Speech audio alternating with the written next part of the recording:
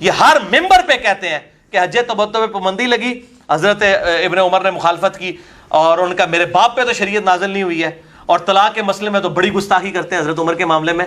तो हम ही कहते हैं हजरत उमर की गलतियां क्यों आप बयान करते हैं? अच्छा, फिर वो हदीस मुस्नद अहमद से बयान करते हैं कि इब्न अब्बास को किसी ने कहा कि अबू बकर उमर का ये कौल है, उन्होंने कहा मैं तुम्हें हदीस सुनाता हूं और तुम जो है वो अबू बकर उमर का कौल बताते हो, करीब आसमान से पत्थर नाजिल हो पड़े। तो ये हजरत अबू बकर उमर को नबी सल्लल्लाहु अलैहि वसल्लम के मुकाबले कहते हैं, हर मिंबर पे कहते हैं कि हज तमत्तु पर पाबंदी लगी, हजरत इब्न उमर ने मुखालफत की और उन्होंने कहा मेरे बाप पे तो शरीयत नाजिल नहीं हुई है।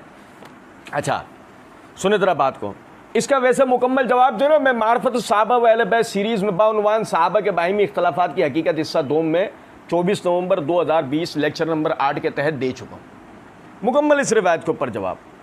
यहाँ सिर्फ इतना कहूँगा, लानतुल्लाह अलल काज़िबीन। कहते हैं और तलाक के मसले में तो बड़ी गुस्ताखी करते हैं हज़रत उमर के मामले में, तलाक के मसले में बड़ी गुस्ताखी करते हैं हज़रत उमर के मामले में। आप समझे इस बात, यहाँ भी इब्तिदा में यही कहूँगा, लानतुल्लाह अलल काज़िबीन। ये मकतबा इस्लामिया की शायाशुदा सही बुखारी, जिसके ऊपर ये तर्जुमा और शरा मोहम्मद दाऊद राज इंडिया के अहले हदीसों के आलिम हैं, ये जिल्द नंबर 7 का सफ़ा नंबर 30 के ऊपर ये कहते हैं सही मुस्लिम की तलाक के मसले के हवाले से एक रिवायत पर बात करते हुए कि हदीस मुस्लिम की सेहत मालूम करने के बाद इस हदीस में दोनों हुक्म बयान किए गए हैं। गौर फरमाइए, एक हुक्म शरई, दूसरा हुक्म सियासी। पहला हुक्म तो शरई है कि जनाब रसूलुल्लाह सल्लल्लाहु अलैहि वसल्लम के पूरे अहद रिसालत में और हज़रत अबू बकर सिद्दीक़ रज़ियल्लाहु अन्हु के पूरे अहद खिलाफत में और हज़रत उमर रज़ियल्लाहु अन्हु की खिलाफत के 2 साल तक मजलिस वाहिद की तलाक़ सलासा एक ही होती थी और उसमें एक फ़र्द का भी इख्तलाफ नहीं था।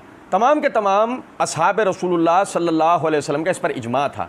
दूसरा का हुक्म इमज़ाउ सलास यानी 3 तलाक़ को 3 करार देने का है। यह हुक्म बिल्कुल सियासी और ताज़ीरी है, यह हुक्म बिल्कुल सियासी और ताज़ीरी है और उसकी इल्लत भी हदीस में मौजूद है कि लोग उजलत करने लगे इस अमर में जिसमें अल्लाह ताला ने उनको मोहलत दी, तो फिर सज़ा के तौर पर यह हुक्म नाफिज कर दिया, तो फिर सज़ा के तौर पर यह हुक्म नाफिज कर दिया। और यही नहीं बल्कि उसमें मज़ीद इजाफा फरमाया कि ऐसे लोगों को जो बेक वक्त 3 तलाक़ें इस्तेमाल करते थे कोड़े लगवाकर मियाँ बीवी में तफरीक करा देते थे।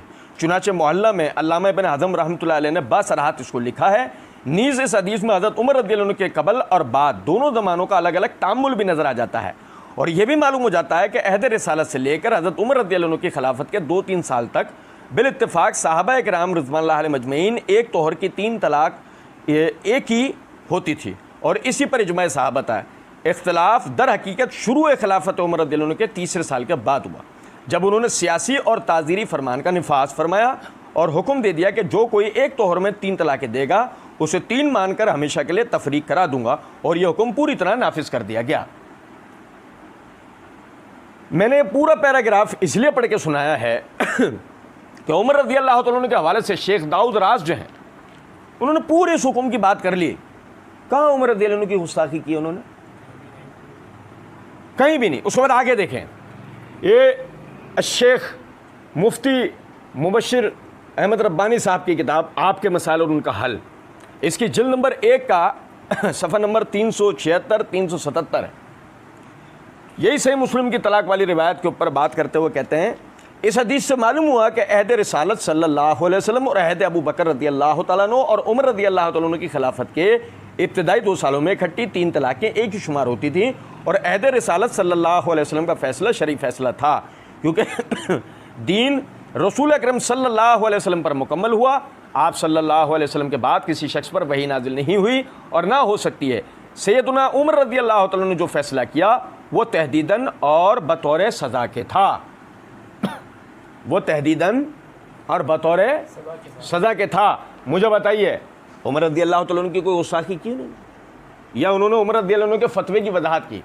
बिल्कुल उसी तरीके से आप ये देखें, ये मेरे हाथ में है दाऊद अरशद साहब अहले हदीसों के मारूफ मुनाजिर और आलिम है, उनकी किताब है दीन हक, इसकी ये जिल्द नंबर 2 के सफ़ा नंबर 670 के ऊपर वो यही सही मुस्लिम की रिवायत को मुसन्नफ़ अब्दुर रज़्ज़ाक़ से नकल करके उस पर वो बात करते हुए कहते हैं इस रिवायत का मफाद ये है कि हज़रत इब्न अब्बास रज़ियल्लाहु अन्हु बेक वक्त दी गई तलाक़ सलासा के मुतालिक उन्होंने दो बातें बतलाई हैं।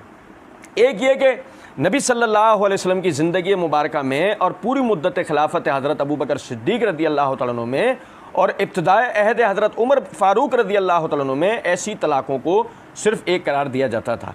दूसरी बात यह कि लोगों की बेराह रवी की वजह से हज़रत उमर फ़ारूक रज़ी अल्लाह तआला अन्हु उन्हें 3 करार देने लगे।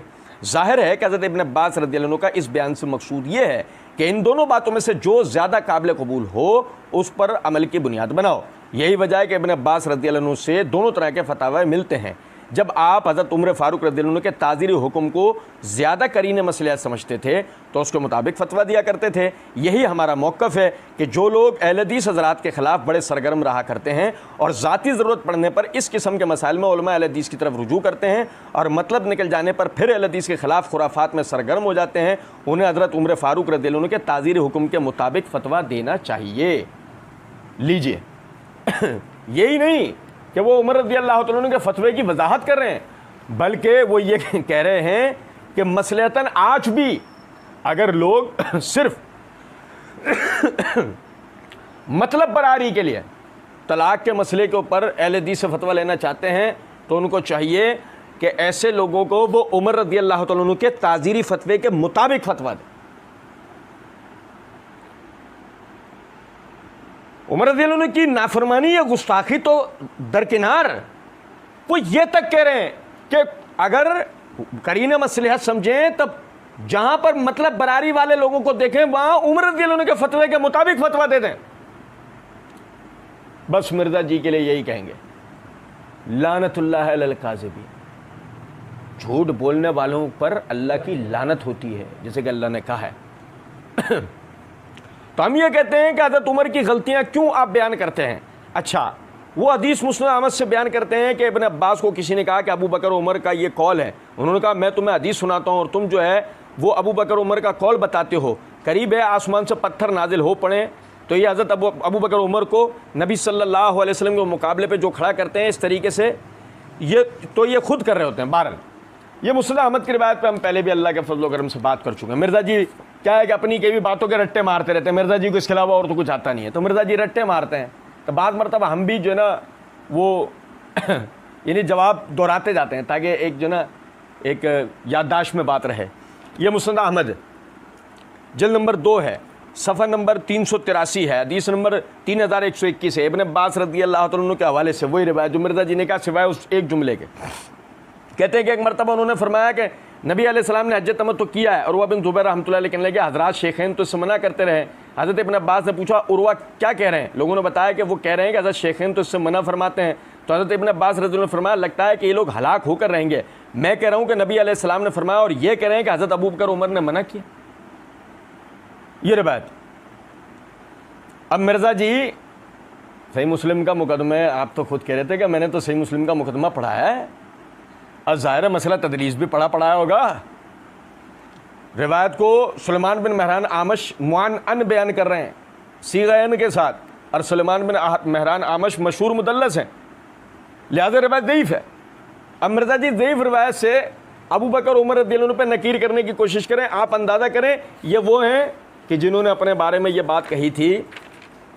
तो मैंने इसी बुत परस्ती को तोड़ा है कि मौक़िफ़ जो लोग देते हैं साथ रेफरेंस भी बयान नहीं करते, काउंटर चेक नहीं हो सकता, अहादीस जो भी बयान करते हैं उनकी नंबरिंग भी बयान नहीं करते, ज़ईफ़ हो सही हो बयान कर जाते हैं, ज़ईफ़ हो सही हो बयान कर जाते हैं। और सब के सब अहले सुन्नत के अलवाने वाले तीनों गिरोह बरेलवी, देवबंदी, सल्फ़ी यानी अहले हदीस और अहले तशय्युअ का भी यही हाल है। अब मिर्ज़ा जी पपीते के पेड़ पे हो गए, नहीं समझे?